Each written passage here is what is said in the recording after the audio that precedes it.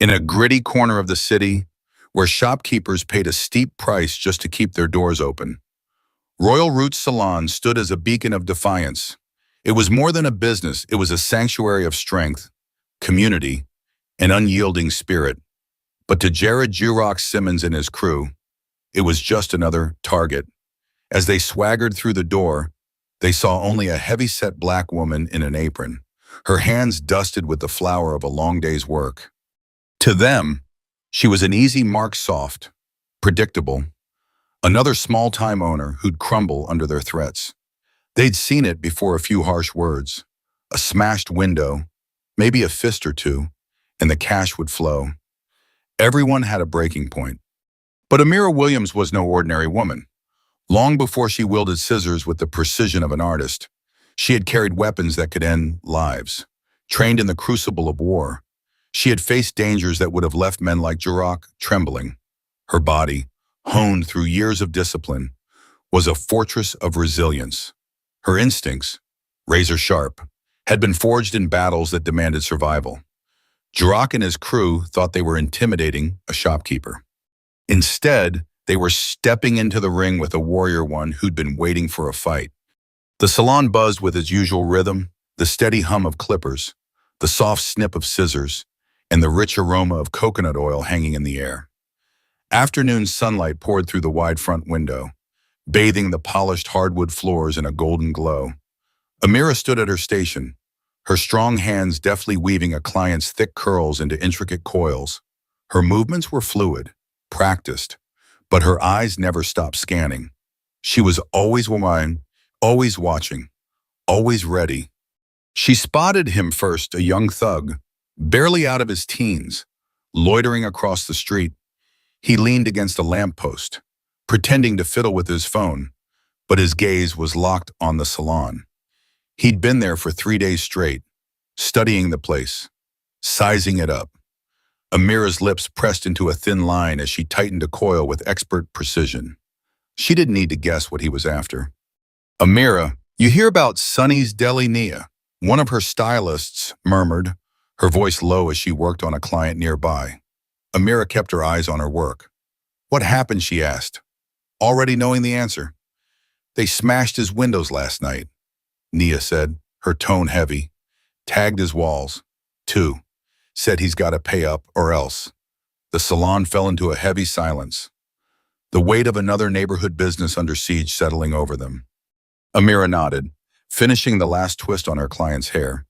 She met the woman's eyes in the mirror, offering a warm, reassuring smile. "You're good to go, sweetheart. Oil those roots and wrap it up tonight." "All right," the client returned a faint smile, but the tension lingered. The door chime rang, sharp and intrusive. The salon froze. Jurox strode in, his presence like a storm cloud blotting out the sun. Tall and broad, he carried himself with the swagger of a man who'd never heard the word no. Flanked by two of his crew, Dre and Reyes, he filled the room with an unspoken menace. His eyes swept over the salon, taking in every detail with a predator's precision. He clapped his hands together, flashing a grin that showed off a glinting gold tooth. "Well, damn," he drawled. "This place is real nice." Amira didn't flinch. She turned from her station, wiping her hands on a towel, her face a mask of calm. "You lost, Jurox?" she asked, her voice steady, almost bored. A ripple of laughter passed through his crew, but Jurox's grin only widened, his eyes sharp as knives. "Nah, I know exactly where I'm at," he said, his tone laced with mock friendliness. "Came to talk business." The air grew thick, the room holding its breath. Amira leaned against the counter, arms crossed, unfazed. "Then talk," she said, her voice cutting through the tension like a blade. Jurox let the silence stretch, savoring the way it pressed against the room. He moved slowly, deliberately, his gaze dragging over the salon's polished surfaces, the neatly arranged products, the gleaming mirrors. His fingers tapped idly against the counter as he turned back to her, his grin sharp enough to cut. "You've been running this place, what, 5 years or 10? He shook his head, clicking his tongue. "Be a damn shame if it all went up in smoke." Amira didn't move, her expression as solid as stone. You wasting my time? Or you got a point, she asked, her voice low and even. Drock's smirk flickered, just for a moment, like a shadow passing over the sun. His crew noticed, their postures shifting slightly, but he recovered quickly, rolling his shoulders with a lazy chuckle. Damn, Amira, you cold, he said, his tone dripping with false warmth. Here I am, trying to help you out, and you acting like I'm the bad guy. Lounging against the wall, let out a low laugh. That's the problem. Boss, women like her never know when they need saving. Drock's grin stretched wider, his eyes raking over Amira with deliberate insolence. You sitting pretty behind that counter. Huh, he said, his voice dropping into something darker. Bet you've been sitting pretty your whole damn life. Reyes snorted, his eyes gleaming with malice. Yeah, look at her, eating good, putting all that cash into biscuits instead of a lock on the door. The laughter from Drock's crew hit like a slap, echoing off the walls. Naya stiffened, her grip tightening on the spray bottle in her hand. Marcus, another stylist, exhaled sharply, his fingers flexing around his clippers as if weighing their other uses. But Amira, she was a statue. No flinch, no shift, not even a blink. Drock watched her, his eyes narrowing as he waited for a crack in her armor. When none came, his grin twisted into something uglier. See, I know you're smart, he said, stepping closer, crowding her space. You ain't dumb enough to think you can hold off the whole damn world. His voice dropped, the fake charm melting away to reveal the threat beneath. This neighborhood's changing. Hungrier people moving in. You never know who might walk through that door one night. Someone angry. Someone sloppy. Someone who thinks they're owed what's in that register. His gaze flicked to the cash drawer, then back to her. Amira's eyes never left his. You selling protection, she asked, her voice smooth as silk but hard as steel. Drock's lips parted into a slow, predatory grin. Nah, I'm offering protection, he said, his tone mocking. Big difference. Queen, this ain't a shakedown. This is community service. We're just keeping things nice and peaceful. He tilted his head, his eyes roaming over her again, slow and insulting. Look at you, he murmured, clicking his tongue. Built like a damn fortress, but still soft where it counts. He let out a low whistle, shaking his head. Ever think what happens if you slip one bad step, and all that weight comes crashing down? The laughter from his crew was louder this time, sharp and cruel, filling the salon like smoke.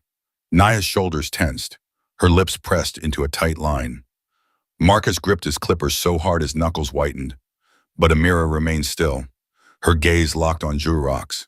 Then, without warning, Drock reached over the counter and popped open the cash register.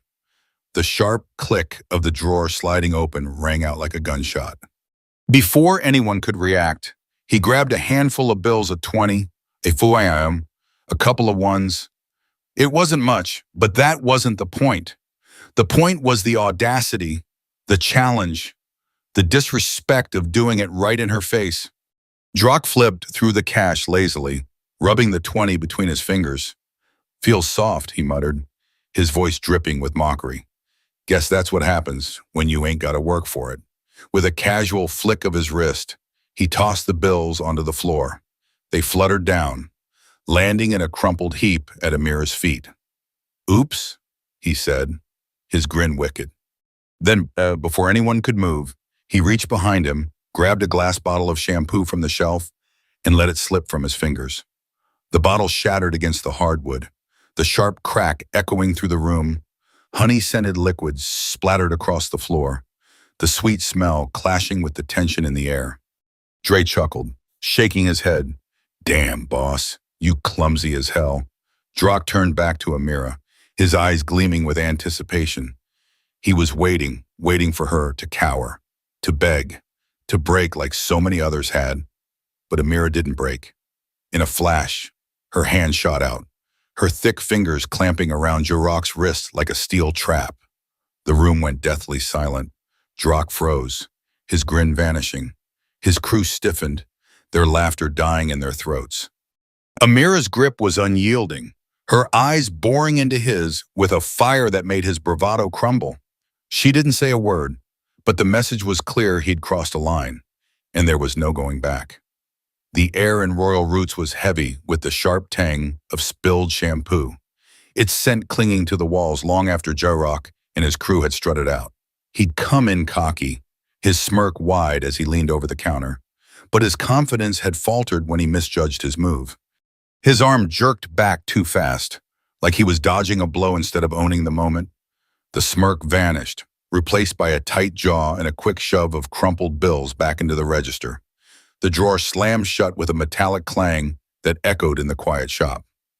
His eyes darted to Amira, standing unyielding behind the counter, but this time he didn't step closer. Instead, he sucked in a sharp breath, rolled his shoulders as if shaking off a bad memory, and spoke in a voice that was too steady, too controlled. "I get it," he said, flicking his fingers toward the door, signaling his boys to follow. At the threshold, Drock paused, his silhouette framed by the flickering neon sign outside.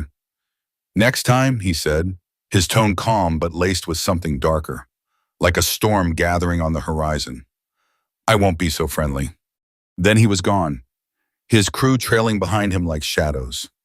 The shop fell into a silence so thick it felt like the walls were holding their breath. Shards of glass from a broken bottle glittered under the fluorescent lights, some embedded in the worn grooves of the wooden floor. Naya broke the stillness first, her movements sharp and restless as she grabbed a broom from the back corner. She swept up the mess with fierce, jerky strokes, muttering curses under her breath. Marcus crouched beside her, carefully picking up the larger pieces of glass, his head shaking in quiet frustration. Amira, though, stood rooted behind the counter, her broad frame still, her arms crossed tightly over her chest. Her face was a mask, unreadable, but her eyes burned with something fierce. "What the hell was that?" Nia's voice cut through the silence, sharp and trembling with barely contained rage. Amira didn't flinch. Nia's patience snapped, and she threw the broom down with a clatter. "That was a test." "Amira," she said, her voice rising. "And what, we just act like it's nothing? Pretend this isn't the same crap they pulled on Sonny's Deli before they smashed his windows out." She gestured wildly at the broken bottle, its contents seeping into the floor's cracks. "They're not just testing us, they're warming up." Marcus, still crouched, ran a hand over his shaved head, his jaw tight. "She's right," he said, his voice low but heavy with certainty. "We need to face this head on. You know what's coming next." Amira knew Drock hadn't just walked into Royal Roots on a whim. He'd already decided this place was his to claim, his to break if it didn't bend. This wasn't just a visit, it was the opening move in a game he'd played before. The next time, he wouldn't just break a bottle, he wouldn't just make threats. He'd tear this shop apart to prove he could. She should have been scared. She wasn't. She'd faced worse than J-Rock men with harder hearts in places far darker than this. "Media partners, come." "We keep running the business," she said finally, her voice steady as steel. "Business as usual." Nia let out a sharp, incredulous breath, her hands flying to her hips. "That's it? That's your whole plan?" Amira leaned forward, her hands pressing into the counter, her gaze locking onto Nia's with a calm that didn't waver. "They want me scared. Nia, they want me to crumble before they even lift a finger. So we keep moving. We keep working." Nia opened her mouth to argue, but something in Amira's eyes, something unyielding, made her swallow her words. She shook her head, grabbed the broom, and swept with more force than necessary. Marcus, though, wasn't ready to let it go. And when they come back, Amira. Because they will, Amayo, you know how this goes, they'll harass the shop, make it impossible to do business until you give in. Amira's fingers tapped slowly against the countertop. Marcus was right, and she knew it. But she also knew that giving in wasn't an option. Not here. Not ever. The next morning, Royal Roots opened as if nothing had happened. The neon sign buzzed to life. Chairs were arranged, stations prepped. The scent of curling irons warming up mingled with the rich aroma of fresh coffee. Customers trickled in, their laughter and chatter filling the space, oblivious to the tension that had soaked into the walls. But Amira felt it. She saw it in the way Nia's shoulders stayed tight, in the way Marcus's eyes kept darting to the door. It started small. Drock's boys began loitering outside, posted up across the street, leaning against parked cars, smoking and talking loudly. They didn't block the entrance, but their presence was a weight, their eyes always watching. Then they got bolder. Dre and Reese started hanging out right by the door, their postures relaxed but their smirks sharp. Every time a customer walked in and they'd mutter something, sometimes a sly, "Looking good, sis?" Other times a pointed, "You sure you want to spend 20 here? Place might not be around next week." A few regulars hesitated, their glances flickering nervously toward the men before they stepped inside. By the third day, the pressure tightened. The gang parked their bikes in front of the entrance, forcing customers to weave through a gauntlet of chrome and leather just to get inside. A young punk, barely out of high school, blasted his music so loud the bass rattled the shop's windows. Then, in the dead of night, a brick crashed through the front window, shattering a picture frame that held a photo of Amira's mother, the woman who'd inspired her to open Royal Roots in the first place. The message was clear. This wasn't just about money anymore. It was about breaking her spirit. Nia was livid when she arrived that morning. "Oh, hell no," she said, her voice trembling with fury. "This is war." Marcus stood beside her, arms crossed, his face a mask of quiet anger. "What now, Amira?" Amira bent down, carefully brushing glass off the broken frame. She didn't answer at first, her silence heavy. Then a new voice cut through the tension. "I can file a report, but you know how this goes." Detective Kyle Burns stood in the doorway, his arms crossed, his tired eyes scanning the damage with a look of practiced sympathy. Amira exhaled slowly. She'd expected him. Burns was the one cop who still bothered with this part of the neighborhood, a man worn down by years of seeing too much, fixing too little. He stepped inside, nodding toward the shattered glass. Heard Drock stopped by. And now this. His voice was even, but his eyes were sharp. "You know how it works. You push back, they push harder." Amira's lips pressed into a thin line. "And what are you suggesting, Detective?" Burns sighed, rubbing a hand over his weathered face. "I'm saying play it smart. Don't poke the bear. They want you scared. They want you to react. Don't give them a reason to escalate." Nia let out a bitter laugh. "So she's just supposed to let them take whatever they want." Burns's expression didn't change. "I'm saying pick your battles." He held Amira's gaze for a moment, then gave a small nod. "Let me know if you need anything." He turned and left, the door closing softly behind him. Nia shook her head, her voice dripping with frustration. "That's it. Take care of it." Amira set the broken frame on the counter, her fingers tightening around its edge. "We get ready," she said, her voice low but resolute. Marcus frowned. "For what?" Amira lifted her head, her reflection fractured in the shards of the broken window. "For when they come back." That night, Amira stayed late, alone in the dim glow of Royal Roots. The hum of the break room fridge was the only sound. The broken glass had been swept, the frame tucked away, but the damage lingered not just in the shop, but in the air. This wasn't about money or even the shop itself. It was a challenge. Drock wasn't just trying to intimidate her. He was trying to claim her, to force her to admit that Royal Roots would never be hers unless he allowed it. That was a line she'd never let him cross. She rolled her shoulders, exhaled, and got to work. First, she reinforced the front door. The basic lock wasn't enough. She rummaged through the back room, pulling out a heavy metal security bar. She tested its weight, nodding when it held firm. No more easy break-ins. Next, she turned to the windows. The broken one was boarded up, but the others were vulnerable. She measured thick wooden panels and secured them tightly over every window. If Drock's crew wanted in, they'd have to fight for it. She moved through the shop with purpose, fortifying every weak point. removing anything that could be used against her. But she wasn't naive. She knew Drock wouldn't just bring bricks next time. He'd bring his boys, and they'd come for blood. In her office, she unlocked a small metal case she hadn't touched in years. Inside was her old Army Ranger combat knife, its blade gleaming, sharp as ever. She slipped it into a sheath and secured it under the counter. Then she reached under the register, pulling out a solid wooden baseball bat, heavy, unyielding. She tested its swing, the weight familiar in her hands. If it came to it, she'd be ready. Amira knew that simply barricading the doors wouldn't cut it. If she wanted to hold her ground, she had to own the space, every inch of it. In the dim light of the salon's back room, she rummaged through supplies until her fingers closed around a spool of fishing line, thin and nearly invisible. With deliberate precision, she strung it across the main walkway, just a few inches off the ground. It wasn't enough to catch the eye, but it was plenty to trip up anyone charging in without a second thought.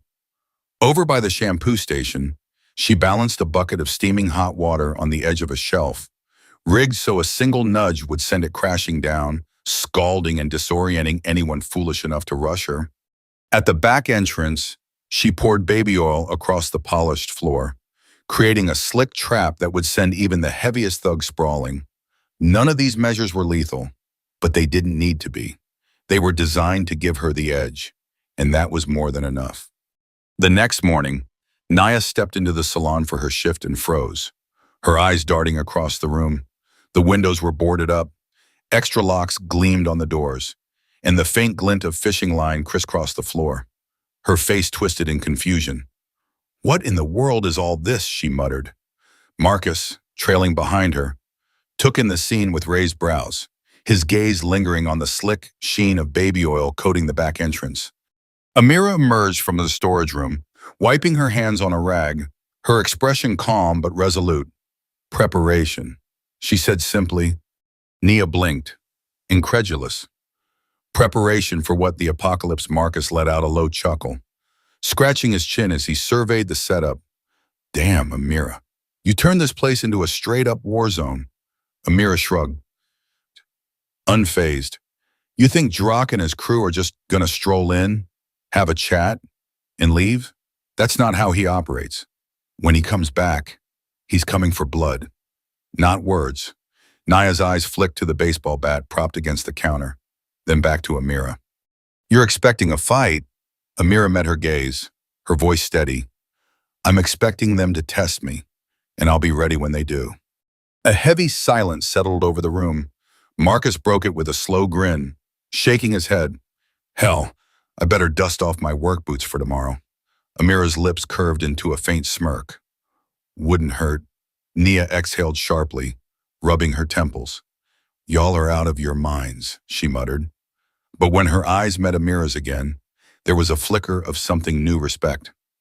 Amira wasn't running or hiding. She was gearing up for battle, and when Jurok showed up, he'd learned just how badly he'd underestimated her.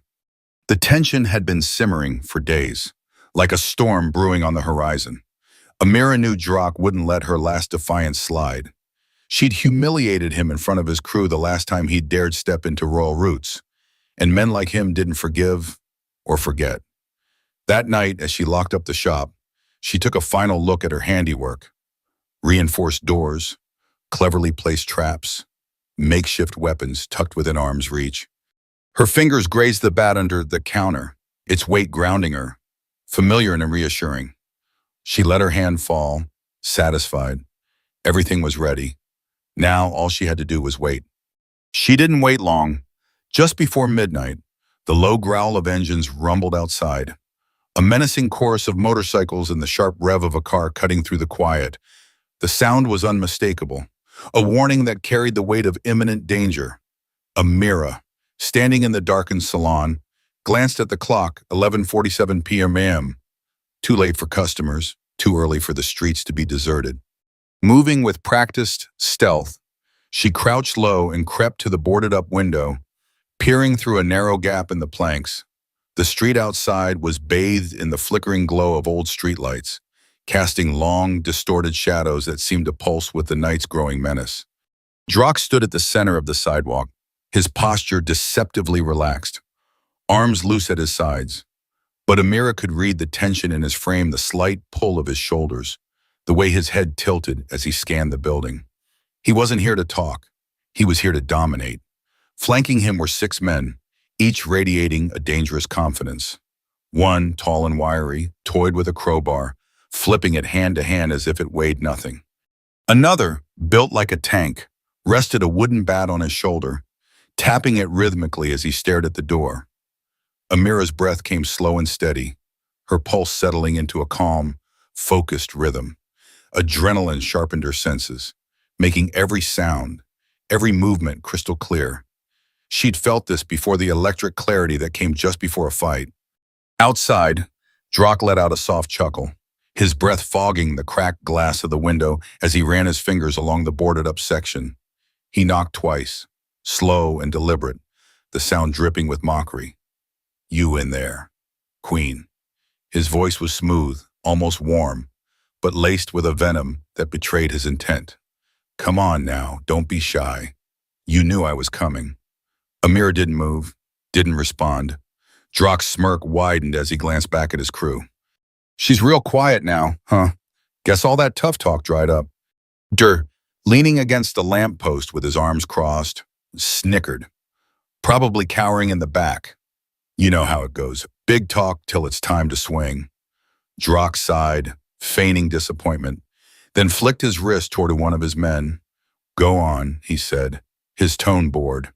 The man stepped forward, gripping the crowbar tightly. With a swift, brutal swing, he smashed it into the wooden boards covering the window.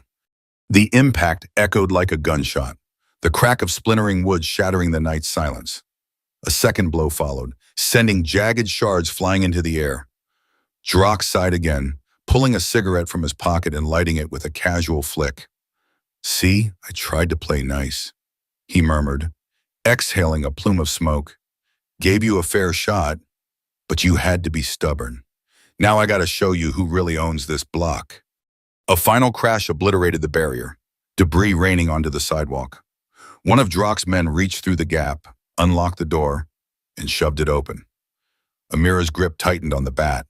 They'd just walked into her trap. The first man charged through the doorway, his boots snagging on the fishing line. The taut wire yanked his ankle, throwing him off balance. He crashed face first onto the floor with a heavy thud, groaning as he scrambled to get up. Before he could, the shelf by the entrance tipped, unleashing a cascade of hot combs, shampoo bottles, and styling tools onto his back. Another man stepped inside, reaching for a weapon, but his boots hit the baby oil-slicked floor. His arms flailed as he lost control, his body slamming backward with a sickening crunch. Amira moved like lightning, swinging the bat low and precise, connecting with his ribs. The sharp crack of wood against bone rang out, followed by his strangled gasp as he crumpled, clutching his side. Drock's smirk vanished. It had all happened too fast. They'd come in expecting a quick victory, thinking Amira would be trembling, begging for mercy. But she wasn't begging, she was fighting. His face darkened, his hand twitching before he yanked a switchblade from his pocket, flicking it open with a metallic snap. "You think you're some kind of hero?" he snarled, his voice raw with fury. "Think you're untouchable." Amira rolled her shoulders, her grip steady on the bat, her eyes locked on his without a trace of fear. "Don't need to think," she said, her voice calm and unyielding. "I am." Drock lunged, the blade flashing as it sliced through the dim light, aiming for her midsection. Amira twisted at the last second, sidestepping the strike, the knife missing her by a hair. Before he could recover, she grabbed his wrist with both hands, twisting hard, using his own momentum against him. The switchblade clattered to the floor, skidding beneath a chair. Drock staggered, caught off guard, but Amira didn't hesitate. She swung the bat upward, aiming for his shoulder, forcing him to stumble back. The salon, while once a place of beauty and community, had become her battlefield, and she was ready to defend it with everything she had. The air in Royal Root's salon hung heavy, charged with the stench of hairspray and tension. Amira barely had time to register the sharp pain as Jirok's elbow slammed into her ribs, forcing a ragged gasp from her lips. She stumbled backward, her hand flying to her side, her face contorting with a mix of fury and disbelief. This wasn't supposed to happen, not here. Not now. For a fleeting moment, the entire shop fell into a stunned hush. Every pair of eyes locked on the scene unfolding. Jirok's crew stood frozen, their expressions a mix of shock and anticipation. Then, like a match struck in a gas-soaked room, chaos exploded. Dre and Reese, Jirok's muscle, surged forward, their eyes blazing with violent intent. Dre, gripping a crowbar, hoisted it high, his arm coiled like a spring, aiming for Amira's skull. But she was faster. With a surge of adrenaline, Amira grabbed a salon chair, its chrome frame glinting under the fluorescent lights, and swung it upward with all her might. The chair collided with the crowbar mid-swing, sending a bone-rattling jolt through Dre's arm. He staggered, his grip faltering, and Amira seized the moment, slamming the chair into his chest. The impact sent him crashing into a mirror, the glass shattering into a jagged symphony that echoed through the shop. Reese, undeterred, charged in right behind Daru, his fists clenched, his heavy footsteps pounding the linoleum. Amira read his move before he made it. Dropping low, she shifted her weight to her back foot, then launched forward, driving a precise jab into the soft flesh of his throat. Reese's eyes bulged as he choked, his hands clawing at his neck while he stumbled sideways, gasping for air. Before Amira could catch her breath, she sensed movement behind her, a third attacker trying to grab her. Years of scrapping and tough corners had honed her instincts. Without looking, she snapped her head back, the back of her skull connecting with his face. A sickening crunch filled the air, followed by a yelp as he reeled away, blood pouring from his broken nose. Another of Jirok's men snatched a hairdryer from a nearby counter, wielding it like a crude club and swinging for Amira's head. She ducked just in time, the appliance whistling past her ear, and countered with a brutal knee to his gut. As he doubled over, groaning, she brought her fist down like a hammer on his jaw. His legs buckled, and he collapsed in a heap, the hairdryer clattering to the floor beside him. Jirok, wiping blood from his nose with his sleeve, snarled through gritted teeth. "Get her, you idiots!" His voice was thick with rage, but Amira was already moving. Two more men rushed her in, clutching a pair of styling scissors, the other swinging brass knuckles with wild abandon. Her body reacted on autopilot, muscle memory from years of training kicking in. She sidestepped the brass-knuckled thug, letting his momentum carry him forward, then grabbed his arm and twisted, using his own weight to hurl him into the man with the scissors. The two collided, the scissors slipping from the second man's grip. Amira didn't hesitate.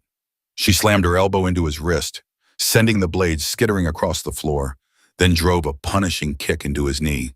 He crumpled with a scream, clutching his leg.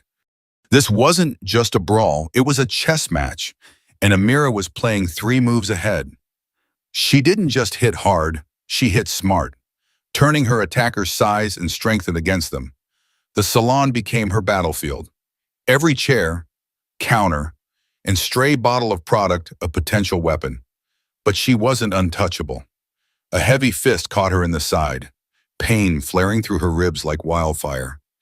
She gritted her teeth, absorbing the blow, but it left her vulnerable.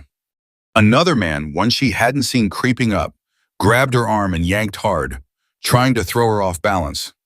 For the first time, Amira's footing faltered. That's when she saw him, little Trey, the youngest of J-Rock's crew, barely old enough to shave. He stood frozen by the shop's entrance, his back pressed against the doorframe, eyes wide with panic. His hands twitched at his sides, caught between instinct and indecision. Amira locked eyes with him, and in that split second, she saw hesitation, fear, doubt. He didn't want to be here. The moment stretched, a heartbeat in the chaos, but it was all she needed. With a violent twist, she broke free from the man holding her arm, spinning to deliver a sharp elbow to his temple. He dropped like a stone, his body landing in a pile of scattered styling products. The salon was a war zone now, mirrors cracked, chairs toppled, bottles of conditioner and gel oozing across the floor like spilled blood. Drock stood, barely, his chest heaving, one hand clutching his battered ribs. His men were either out cold, groaning in pain, or limping toward the exit. Lil Trey still hadn't moved. Amira took a step toward him, her voice steady despite the bruises blooming beneath her skin. "You don't have to go down with them, kid." Trey's throat bobbed as he swallowed hard, his gaze flicking to Drock, then back to Amira. Drock let out a bitter, pained laugh. "Trey, get your ass in here," but the kid didn't budge. Instead, he did the only thing that made sense. He bolted, the door slamming shut behind him. Drock's face twisted with fury, but he was too battered to give chase. His eyes snapped back to Amira, dark and venomous. "This ain't over," he spat, his voice dripping with malice. Amira wiped a smear of blood from her lip with the back of her hand, her stare unwavering. "No," she said, her tone as hard as steel. "It ain't." She knew better than to think this was the end. Drock had taken a beating. His crew had slunk away to lick their wounds. But men like him didn't let humiliation fester. He'd be back meaner, smarter, with something worse than fists and crowbars. And Drock wasn't her only problem. Detective Burns had been sniffing around Royal Roots ever since the first attack, his visits laced with a familiarity that set her teeth on edge. The way he talked, all smooth and knowing, telling her to play it smart like he was tossing her a lifeline, it didn't sit right. Her gut told her he wasn't there to protect her. He was there to keep things tidy, to make sure the right pieces fell in the right places. She just didn't know who he was working for. So Amira did what she had always done. She watched. She waited. And when the moment came, she acted. 3 days after the brawl, she kept the shop running, patching up broken mirrors and sweeping away shards of glass while keeping one eye on the street. Drock's boys had stopped loitering outside, not out of fear, but because they were cooking up something bigger. Amira didn't believe in coincidences, and Burns's absence only deepened her suspicion. Then, late one night, she spotted his unmarked cruiser parked outside a dive bar on the south side of town. The pit was a grimy hole in the wall, a haven for backroom deals and crooks who didn't mind getting blood on their hands. Burns had no business there unless he did. She followed on foot, sticking to the shadows, her steps silent against the cracked pavement. Burns wasn't in uniform, which meant this wasn't police work. The bar reeked of stale beer, sweat, and regret, its dim lights flickering over chipped bar stools and a jukebox that hadn't worked since the 90s. Amira slipped inside, her hood up, moving like a ghost. A few patrons hunched over their drinks, barely glancing her way. Then she saw them, Burns and Drock, tucked into a booth at the back. Her stomach twisted. Drock's face still bore the marks of their fight, a faint bruise shadowing his jaw, but he sat with the confidence of a man who hadn't been beaten. Burns, on the other hand, looked worn, rubbing his face as he listened, nodding now and then. Amira edged closer, finding a shadowed corner near the bar where she could eavesdrop. Drock's voice was low but carried just enough. "Told you it was handled." Burns exhaled sharply. "Handled. You call that mess at the shop handled. You're lucky no one died." Drock chuckled, the sound cold and amused. "Ain't my fault my guys got sloppy." "What, you expect me to let her walk all over me?" Burns leaned in, his voice tight. "I expect you to keep it quiet. You keep pushing. People start asking questions, and that's bad for both of us." Amira's jaw clenched. There it was. Burns wasn't just turning a blind eye to Drock's operation, he was shielding him. Drock smirked, swirling his drink. "Relax, man. Nobody's gonna find out. You keep the heat off me, I do my thing, and we both come out ahead. That's the deal. Right?" Burns didn't respond immediately, his hands scrubbing over his face before he muttered, "Yeah, that's the deal." The words hit Amira like a punch to the gut. Burns wasn't just dirty, he was making sure Drock stayed untouchable. She'd always known the system was rotten, but now she had proof, and proof was a dangerous thing. It meant she wasn't just fighting Drock anymore, she was up against the machine keeping him in power. As she slipped back into the night, Her mind raced. The fight at Royal Roots was just the beginning. The real battle was coming, and Amira would be ready. As silently as a shadow, Amira slipped away from the pit, melting into the darkness of the night. Her heart pounded, not with fear, but with a fire that burned hotter with every step.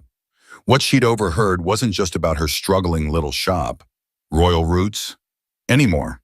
If Jurok had dirty cops like Burns stuffing his pockets with protection money, no amount of police reports or faith in the system would save her livelihood. She needed to bring this corruption into the light, make it impossible to ignore. Because if Burns was the reason Jurok had dodged justice for so long, Amira was determined to be the one to end his reign. But one wrong move, and she wouldn't just have Jurok after her, she'd have the whole rotten underbelly of the department gunning for her too. She paused, drawing in a slow, steady breath of the crisp night air, grounding herself. Then, as always, she started to plan. Amira didn't go home that night. After what she'd witnessed at the pit, there was no going back. Jurok wasn't just a thug extorting local businesses, he was untouchable, shielded by a web of corruption that reached deep into the city's core. And Burns, the so-called enforcer of the law, wasn't just turning a blind eye. He was Jurok's personal insurance policy, keeping the gangster's empire intact. Alone in Royal Roots, Amira sat under the faint glow of a flickering street lamp filtering through the boarded-up windows. Her fingers grazed the edges of her phone, her mind replaying the damning recordings she'd captured. Every word, every smug confession, every careless admission from Jurok and Burns, it was all there. A ticking time bomb of evidence they didn't even know they'd handed her. She had the power to bring them down. Now it was just a matter of wielding it.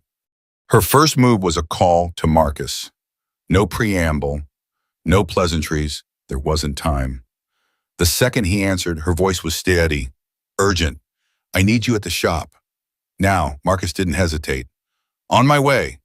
15 minutes later, the door to Royal Roots clicked shut behind him, his broad frame filling the space with a quiet, unshakable strength. He was the kind of man you wanted in your corner when the world turned ugly solid, dependable, unflinching. One look at Amira's face, and he knew something big was brewing. "You got something," he said, his voice low, expectant. Without a word, she slid her phone across the counter and hit play. Burns' voice spilled into the room, each syllable a nail in his own coffin. "Look, just keep it quiet, and I'll make sure patrols stay off your block. You know how this works. Pay your dues, and I'll keep things smooth." Marcus listened in silence, his expression carved from stone as Jurok's mocking laughter mingled with Burns's weary acceptance of their crooked deal. When the recording stopped, Marcus let out a slow breath, shaking his head. "You got him." "I got a piece of him," Amira corrected, her jaw tight. "But I need all of them. One place, one shot, no way out." Marcus leaned back against the counter, stroking his beard as he mulled it over. "What's the bait?" Her eyes locked onto his, unflinching. "Me." The plan had to be flawless, every detail calculated to look authentic. Amira played her part like a master, letting whispers of her defeat spread through the right channels. She made sure the word on the street was that she was done fighting, ready to see the bigger picture and play ball with Jurok to save her shop. She painted herself as desperate, cornered, willing to bend the knee before Jurok came down harder. His ego swallowed the bait whole. Burns, ever the cautious orchestrator, arranged the meeting himself, choosing an abandoned warehouse on the city's edge, neutral ground, he thought, where Amira would be isolated, vulnerable. What he didn't know was that Amira had fed him that location, steering the trap without him suspecting a thing. By the time night fell, Marcus had been in the warehouse for hours, turning the derelict space into a weapon. A former Marine he wasn't just muscle, he was a strategist, a man who could make any terrain bend to his will. Every corner, every shadow, every creak of the rusted structure was accounted for. Jurok and Burns thought they were walking into a negotiation. They were wrong. They were stepping onto a battlefield. Amira stood alone in the center of the warehouse, Arms crossed, her posture deceptively relaxed, but every muscle coiled with purpose. Outside, the low growl of engines announced their arrival. Tires crunching on gravel, doors slamming as heavy boots hit the pavement. Drock strode in first, his swagger untouched despite the fading bruises from their last run-in. Four men flanked him, their movements lazy, overconfident, hands resting casually near holsters and blades tucked into belts. They carried themselves like victors who'd already claimed their prize. Burns followed, dressed in plain clothes. No badge, no hint of the cop he was supposed to be, just another crook in the game. His eyes darted around the warehouse, searching for anything amiss. But Marcus's work was invisible, the trap perfectly disguised. Drock stopped a few paces from Amira, shaking his head with a grin that oozed condescension. "Now this is more like it," he said, gesturing around the empty space like he owned every inch of it. "This is how it should have been from the jump. You finally getting smart, figuring out how things run in this city." Amira tilted her head, her face a mask of calm. That's so Drock's smirk widened. "You didn't have a choice, sweetheart. You can kick and scream all you want, but in the end, everybody falls in line."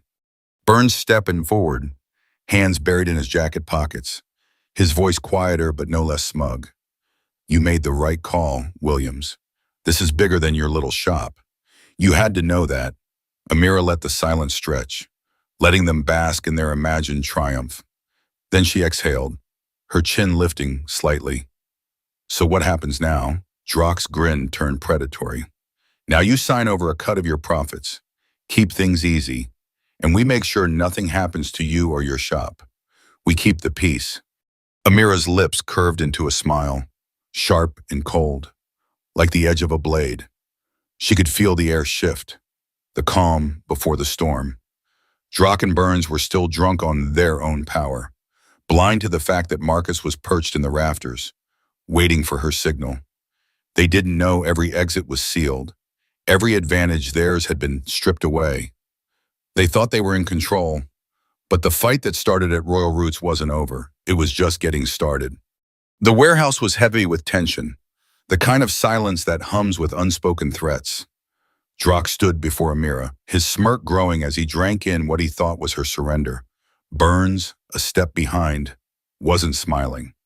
His posture was rigid, hands still in his pockets, his gaze flickering nervously as if some primal instinct warned him something was off. Amira let them linger in their delusion a moment longer, then reached into her pocket. Her movement was slow, deliberate, giving them no reason to flinch.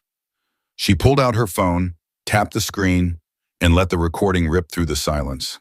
Burns' voice echoed off the rusted walls, clear and damning. "Look, just keep it quiet, and I'll make sure patrols stay off your block. You know how this works?" Drock's smirk flickered, his eyes sliding to Burns with a mix of amusement and irritation. "Damn," he chuckled. "She got you good, cop." Amira didn't pause the recording. "Just pay your dues and I'll keep things smooth. Ain't nobody gonna find out you've been keeping the heat off me. You do your job, I do mine, and we both eat." That was the deal, wasn't it? Burns froze, his face draining of color, his mouth opening as if to protest. He whirled on Drock, his voice a furious hiss. "You said you had this handled." Drock's amusement vanished, a muscle twitching in his jaw as his fist clenched. "And you said the cops wouldn't be a problem." For the first time, they weren't united against Amira, they were turning on each other. That was her opening. "You two done?" she asked, her voice calm, almost bored. "Or you want to bicker some more before I tear you both down?" Drock's head snapped toward her, his arrogance flaring back to life. "You really think you're walking out of here?" he sneered, rolling his neck like a boxer stepping into the ring. Amira exhaled, loosening her shoulders.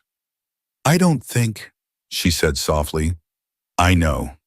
The moment hung, a heartbeat of stillness before the chaos erupted. Drock lunged, swinging a heavy, confident hook aimed to end the fight in one blow. Amira was already moving, ducking under his fist with liquid grace, her body a blur as she stepped inside his guard. Her elbow drove into his ribs with a crack, the impact stealing his breath. The warehouse exploded into motion, but Amira was ready, and so was Marcus. The impact made him grunt, a slight stumble betraying his massive frame, but Jurok was too hulking to be floored by a single blow. With a snarl, he twisted, driving a knee toward Amira's stomach. She was ready, catching his leg with both hands, twisting it with a sharp jerk that sent him crashing face first onto the gritty concrete. His crew reacted like a pack of wolves, instantly closing in. Dre, a stocky enforcer with fists like sledgehammers, was the first to charge. His punches came fast, aimed at her face, but Amira moved like liquid, weaving through his strikes with a dancer's precision. When he overreached, she seized his wrist, yanked him forward, and slammed her knee into his gut. He gasped, folding in half, and before he could recover, she gripped the back of his neck and smashed his head into a nearby crate with a sickening thud. Burns, who'd been rooted to the spot, snapped out of his daze as the tide turned.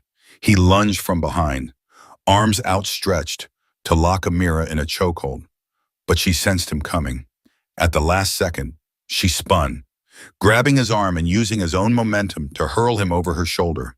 He hit the concrete with a bone-rattling slam, groaning as he struggled to rise. Before he could, Marcus stepped out of the shadows, his boot crashing down on Burns's chest, pinning him like an insect. "Nah," Marcus growled, his voice a low rumble. "You're done." Meanwhile, Jurok clambered to his feet, shaking off the blow. His eyes blazed with humiliated fury. "All right," he muttered, rolling his shoulders. "You want to play rough?" He charged again, more calculated this time, his movements tighter, more lethal. A quick feint with his right fist masked the real threat, a vicious left uppercut meant to shatter her guard. Amira saw it coming, sidestepping at the last moment, the punch whistling past her. Before Jurok could reset, she drove her fist into his throat. He choked, staggering back, hands clutching his neck as he gasped for air. Amira didn't let up. She closed the gap, delivering a precise kick to the back of his knee, forcing him to the ground. As he hit the floor, she grabbed his head, yanking it back to hold him in place. He thrashed, snarling through clenched teeth. "You done yet?" she asked, her voice steady, unshaken. Jurok growled, still trying to rise despite the crushing weight of defeat. Amira tightened her grip on his jaw. "You don't run these streets anymore," she said, her tone calm but final. "You don't run me, this is over." But she knew Jurok knew his kind. He wasn't the type to stay down. She felt his muscles tense, saw the shift in his weight, and braced for his next move. With a violent twist, Jurok tore free from her hold, his raw strength overpowering her grip. Using his bulk, he threw her off balance, then drove his elbow back, catching her hard in the side of the face.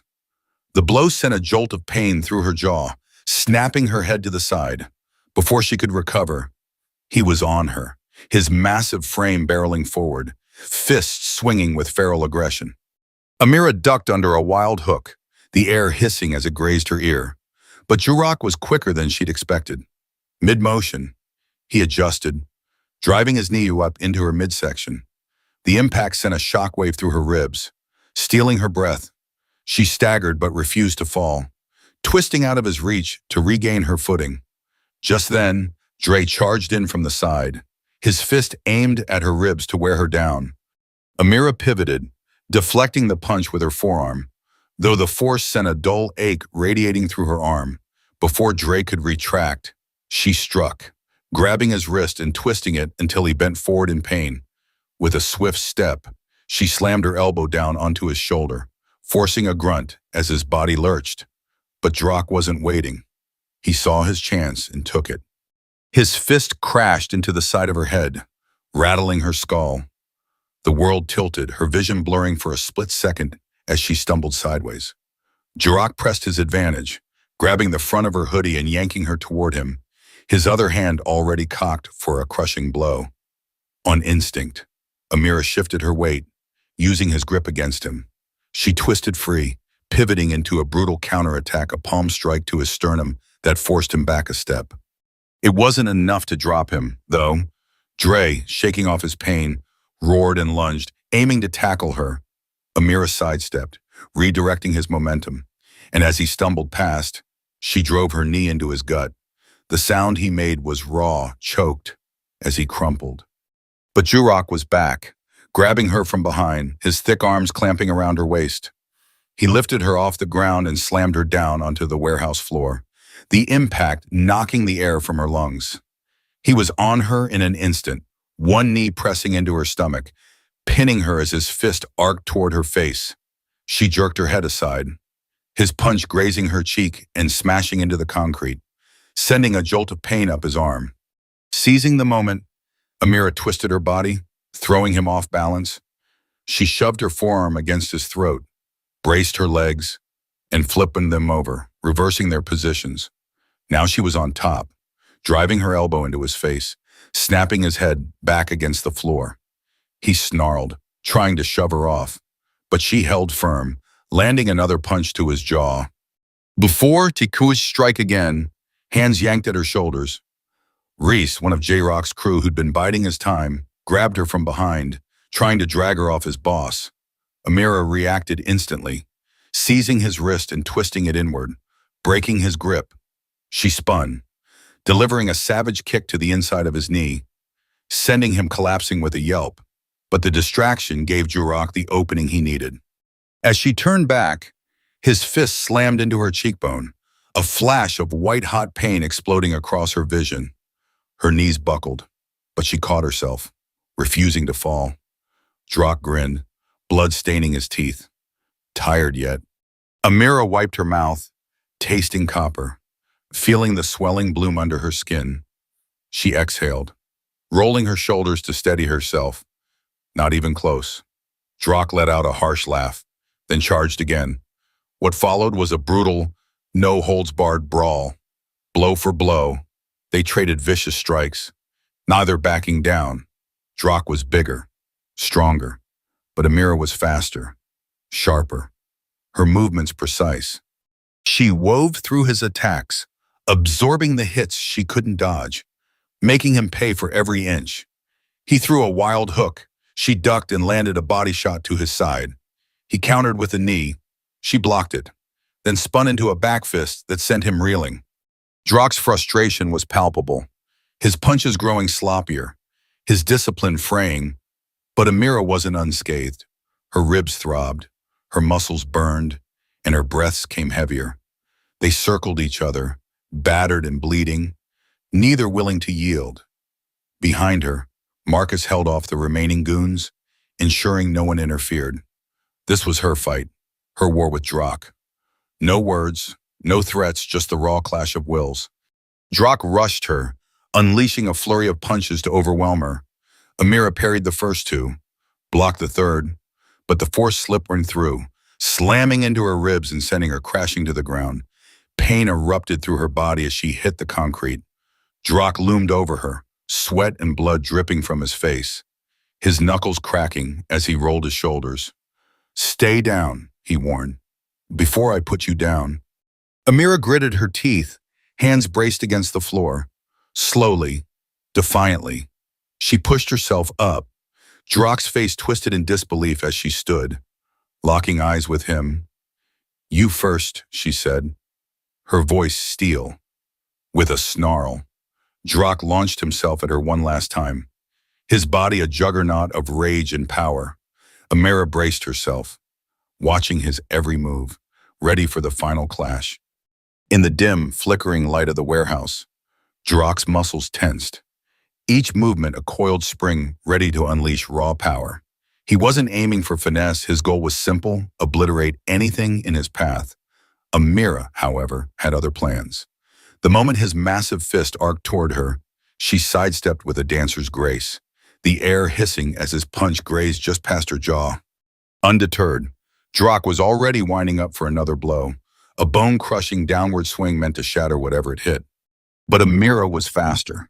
She surged forward, her hips twisting as she drove a precise fist into his exposed ribs. The dull crack of impact reverberated through her knuckles, a sharp promise of pain. Jurok grunted, barely flinching, and retaliated with a wild swing that caught her shoulder. The force was like a sledgehammer, shoving her back a step, pain blooming hot and fierce. She gritted her teeth, shoving the sensation aside. There was no room for weakness, not now. Drock lunged, his arms outstretched to grapple her into submission. Amira ducked beneath his reach, seizing his wrist mid-motion, using his own momentum against him. She twisted hard, sending him stumbling past her. Before he could regain his footing, she slammed her knee into the back of his leg, forcing him to buckle. But Drock was a mountain of a man, refusing to fall. Instead, he spun, shoving her with enough force to send her crashing into a wooden crate. Pain exploded up her spine, a white-hot flare that threatened to steal her breath. He was on her in an instant, closing the distance with terrifying speed. A wild hook aimed for her head, and Amira barely raised her forearm in time to block it. The impact rattled her bones, but Drock was relentless, his fists coming like a storm punch after punch, each one heavier than the last. One slipped through her guard, smashing into her ribs. The pain was deep, a sickening jolt that made her vision swim. Drock saw her falter, his blood-streaked teeth flashing in a feral grin. "Starting to break." "Huh," he taunted, wiping his mouth with a meaty hand. Amira exhaled slowly, her shoulders rolling as she steadied her racing heart. Despite the fire in her muscles, her gaze locked onto his, unwavering. "You talk too much," she said, her voice low and sharp. Drock's grin faltered for a fleeting moment before he charged again. This time, Amira met him head-on. She slipped inside his swing, cutting off his momentum, and grabbed his arm, wrenching it before slamming her elbow into his jaw. His head snapped to the side, but he didn't go down. Instead, he surged forward, driving his forehead into hers in a brutal headbutt. Stars burst across her vision, her balance teetering for a dangerous second. Drock seized the moment, his hand clamping around her throat. He lifted her slightly, then slammed her down onto the concrete floor. The impact shuddered through her bones, her lungs gasping for air as the world narrowed to pain. Drock loomed over her, his weight pinning her, his breath hot and ragged against her face. "This what you wanted, huh? Playing hero, think you can take me?" His fingers tightened, cutting off her air. But Amira didn't panic. Even as her throat burned and her vision dimmed, her mind stayed sharp. Drock was strong, but he was sloppy, relying on brute force. And force could be redirected. Gritting her teeth, she planted her feet against his hips and, with a surge of desperate strength, kicked. The sudden force sent him flying backward, his grip breaking as he tumbled across the floor with a heavy thud. Amira rolled to her knees, coughing as air flooded her aching lungs. She didn't stay down. Dragging in a deep breath, she pushed herself up, her steps slow but deliberate as she stalked toward him. Drock was rising too, shaking off the fall. But his expression had shifted. Gone was the cocky amusement, replaced by something darker, more desperate. He was starting to realize he'd underestimated her. That was his mistake, and she was about to make him pay for it. He threw another punch, slower now, his movements betraying his exhaustion. Amira caught his wrist mid-swing, yanking him forward and driving her knee into his stomach. His body folded, but she wasn't done. Grabbing the back of his head, she twisted and slammed his face into the side of a metal crate. The impact was sickening, blood streaming from his nose as he staggered. Still, he refused to fall. Amira didn't hesitate. She spun low, sweeping his legs out from under him. He crashed onto his back, the air rushing from his lungs. In an instant, she was on him, pinning him beneath her weight. With one final bone-crunching punch, she drove her fist into his face. His head bounced against the concrete, his body going still, not unconscious. But close.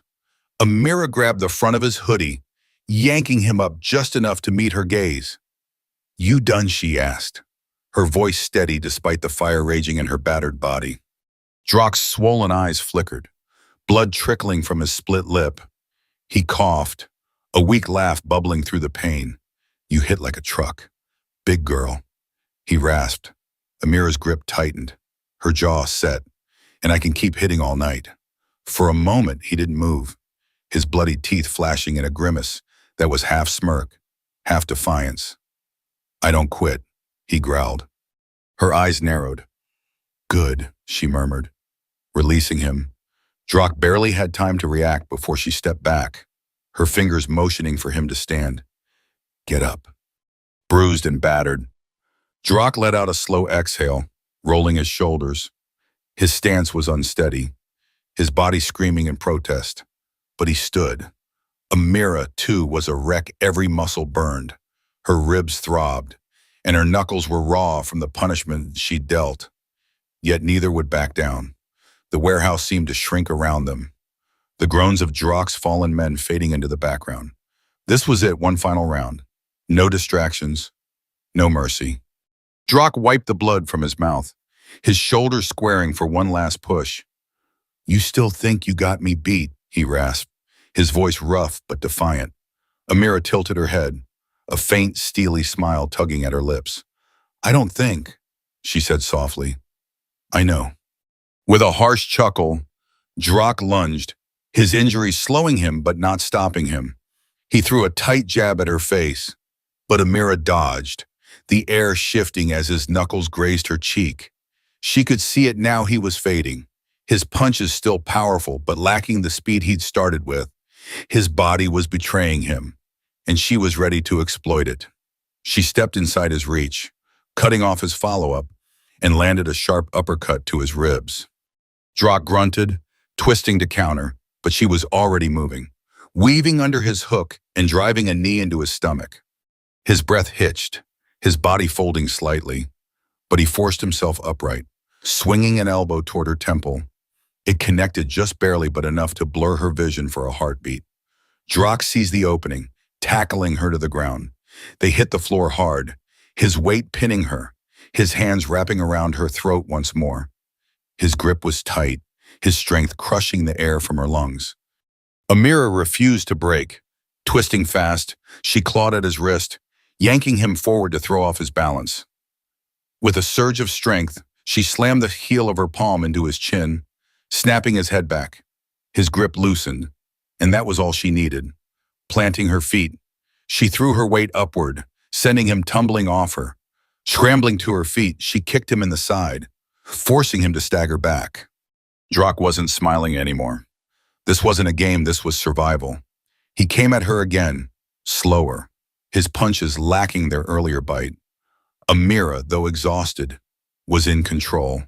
She dodged, slipped around his attacks, and saw the openings he left. She struck with precision, a fist to his gut, a hook to his jaw, an elbow to his temple. Each blow chipped away at him, stealing his breath, breaking him down piece by piece. The fight was no longer about strength, it was about will, and Amira's was unbreakable. As Drock staggered, his body failing him, she stepped forward, fists raised, ready to end it.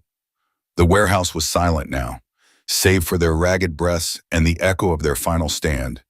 In the dim, cavernous expanse of the abandoned warehouse, Amira delivered a final desperate blow that caught Drock off guard. His swing had been wild, reckless, and she seized the moment, grabbing his arm and twisting it with ferocious precision.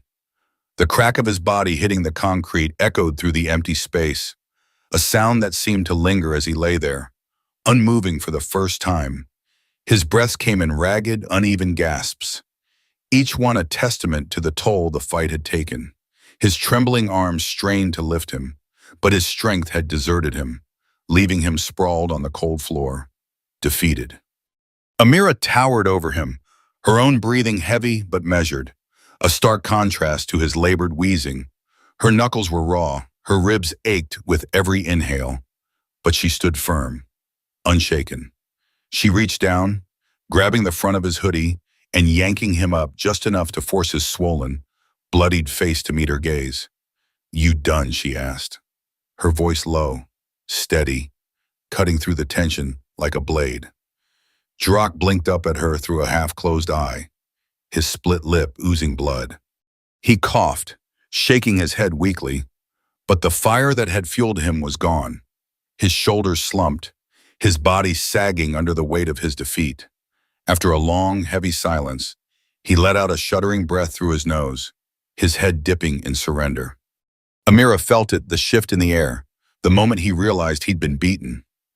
She released his hoodie, letting him collapse back onto the concrete with a dull thud. Around them, the warehouse was a battlefield of broken men. Drock's crew lay scattered, some unconscious, others groaning in pain, their bodies strewn across the floor like discarded wreckage. Marcus, still standing at the edge of the chaos, wiped blood from his bruised knuckles onto his shirt, his sharp eyes scanning the room to ensure no one dared to rise. Burns, the crooked detective who'd walked in with an air of untouchable authority, was now slumped against a stack of crates, his face a mask of pain and panic. His shirt, stained with sweat and grime, clung to him as he struggled to process the collapse of his carefully constructed world. Drock, still sprawled on the floor, managed to roll onto his side with a pained groan. Blood dripped from his mouth as he propped himself up on trembling elbows, every movement a battle against his broken body. He coughed, spitting crimson onto the concrete, then tilted his head to meet Amira's unflinching stare. For a moment, neither spoke. Then, with a weak, bitter chuckle, he rasped, "You really think this changes anything?" His voice was hoarse, raw from the fight, but laced with a stubborn defiance.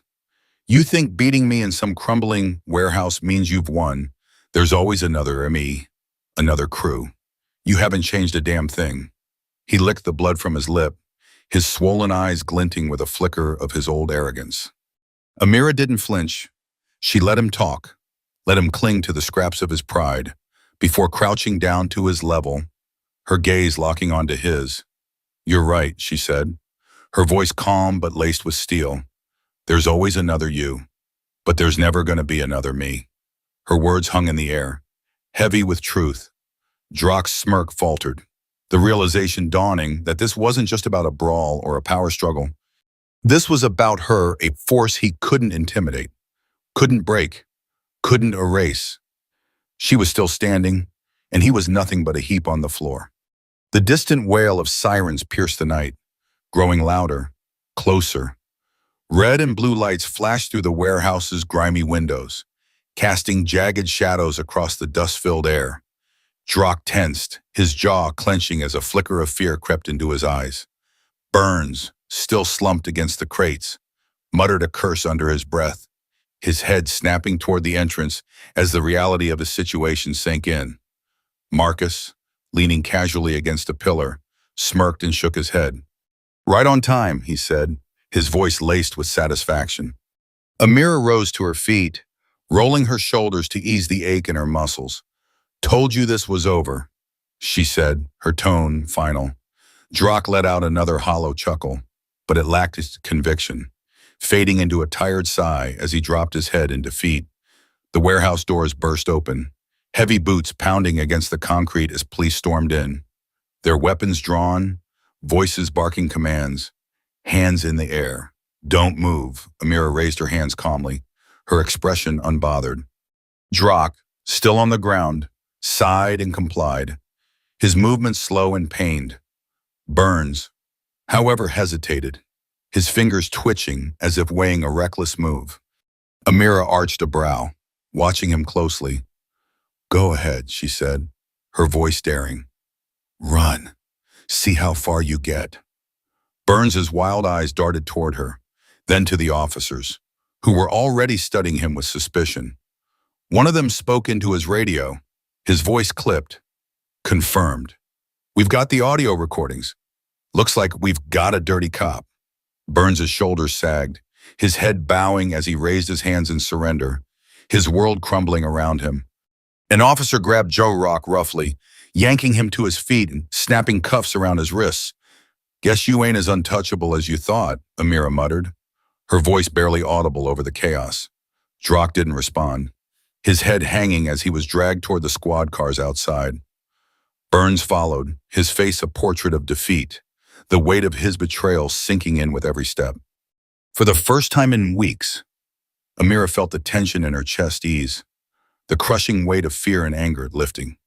She glanced at Marcus, who stretched his arms and cracked his knuckles, a grin spreading across his face. "Well, that was fun," he said, his tone light despite the bruises blooming across his hands. Amira exhaled, shaking her head with a faint smile. "Fun's not the word I'd use." As the police hauled Jurok and Burns away, the flashing lights painting the warehouse in stark reds and blues, Amira took one last look at the scene. The broken crates, the scattered bodies, the dust still settling. It was a testament to the war she'd fought and won. But more than that, it was proof that she'd ended this reign of terror for good. She and Marcus stepped out into the cool night air, leaving the wreckage behind. Royal Roots, her shop, her home, was still standing. And so was she. Jurok's empire, built on intimidation and corruption, had crumbled in a single night. His once proud swagger was gaunt and replaced by the pitiful sight of a man battered beyond recognition. His body broken, his spirit crushed. Amira, though bruised and aching, stood tall, her resolve unshaken. She'd faced men like him before, men who thought they could scare her, control her, destroy her. But she'd fought back, and she'd won. As the sirens faded into the distance, she knew one thing for certain: no one would dare come for her or her people again. Not after tonight. The air in the warehouse was thick with the metallic tang of blood and the acrid sting of betrayal. Detective Burns, once swaggering with untouchable confidence, now lay crumpled against a stack of crates, his hand pressed desperately against his side. His face contorted in agony, the cocky veneer stripped away, replaced by the dawning horror of a man who'd gambled on the wrong side and lost. He tried to lift his head, but the effort drew a strangled groan from his lips. His mind churned, searching for an escape, but the walls, both literal and figurative, were closing in fast, and he knew it. Amira's gaze flicked from Burns to Jurok, sprawled on the cold concrete floor. The gang leader let out a weak, gurgling chuckle, blood staining his teeth as he tilted his head to meet her eyes. His voice was a rasp, barely audible. "You think this changes a damn thing," he croaked, coughing violently, a spray of crimson splattering the ground. His swollen lips twisted into a bitter, defiant smirk. "Ain't just me, big girl. Another crew, another boss, they'll come. You ain't stopped nothing." Amira's face remained a mask of calm, unreadable as stone. She crouched beside him, her voice steady, low, and deliberate. "You're right," she said softly, her words cutting through the haze of his pain. "There's always another you, another punk with a little power, another thug who thinks he runs these streets, another crooked cop making sure he stays on top." She tilted her head, letting her words sink into his battered skull. "But you know what? Drock, there'll never be another me." For the first time, Drock's smirk faltered. His eyes, clouded with exhaustion and pain, flickered with something new realization. This wasn't about money or turf or power. This was about Amira, a force he couldn't bend, no matter how hard he'd tried. The distant wail of sirens broke the tense silence, growing louder as red and blue lights sliced through the warehouse's grimy windows, painting the walls in chaotic streaks. The front doors exploded open, and uniformed officers stormed in, their shouts sharp and commanding, cutting through the air like bullets. "Hands where we can see 'em." Drock didn't move, too broken to try. Burns stiffened, his face draining of color as he turned toward the entrance. His eyes darted wildly between the flood of cops, his fellow officers, but not the ones he'd bought, not the ones he could control. A hard-faced sergeant stepped forward, his gaze locking onto Burns with the precision of a predator. "Detective Burns," he said, his voice clipped and professional, betraying no emotion. "You're under arrest for conspiracy, obstruction of justice, and aiding and abetting criminal activity." Burns's hands twitched, a fleeting instinct to bolt, but Amira's arched brow and subtle shake of her head stopped him cold. "Go ahead," she said, her voice smooth as silk. "See how far you get." Burns swallowed hard, the fight draining out of him. With a shuddering breath, he raised his hands in surrender. The sergeant gave a curt nod, and two officers moved in, yanking Burns to his feet, wrenching his arms behind his back and snapping cuffs onto his wrists with cold efficiency. Drock, still slumped on the ground, let out a bitter, wheezing laugh as he watched the scene unfold. "Damn," he muttered, shaking his head weakly. "Guess you ain't as untouchable as you thought, huh?" Cop Burns didn't respond, couldn't. His world was crumbling, and he had no words left.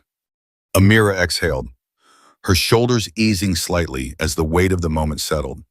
She'd waited for this not just for herself, but for every soul who'd suffered under Iraq's reign, under Burns's corruption, under a system that had turned its back on them. Tonight, she'd fought for more than her shop, Royal Roots. She'd fought for her neighborhood, for every person who'd been crushed by the weight of fear and powerlessness. The officers moved swiftly, rounding up J-Rock and his crew, their wrists locked in cuffs as they were dragged toward the squad cars waiting outside. Drock barely resisted, his body too battered to fight. But even as they hauled him to his feet, his knees buckling, he turned to Amira one last time. That infuriating smirk flickered back, weaker now, hollow. "This ain't over," he murmured. "Somebody always fills the void." Amira met his gaze, unflinching. "Then I'll be here when they do."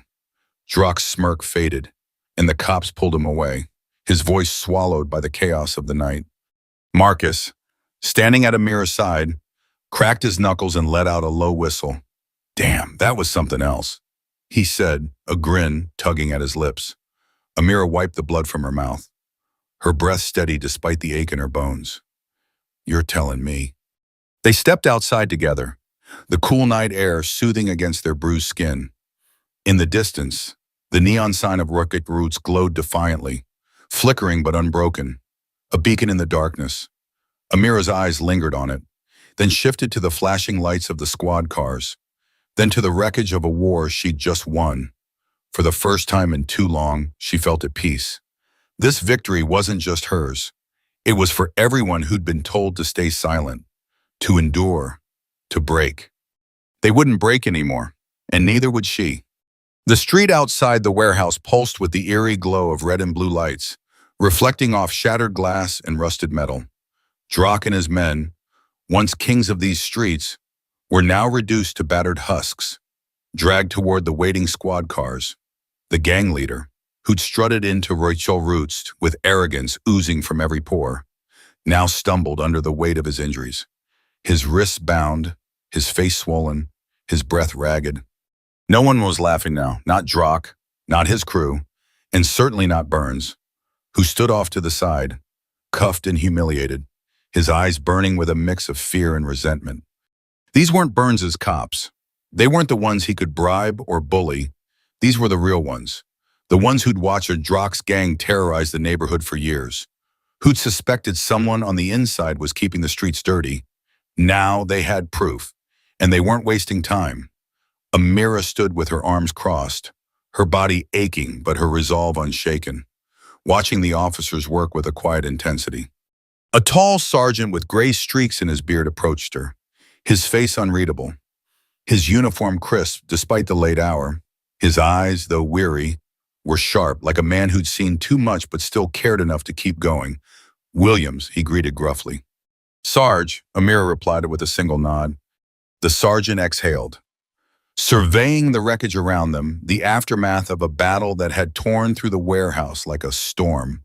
His gaze lingered on Drock, now slumped against a squad car, then on Burns, who stood rigid, staring straight ahead as if he could will this nightmare away.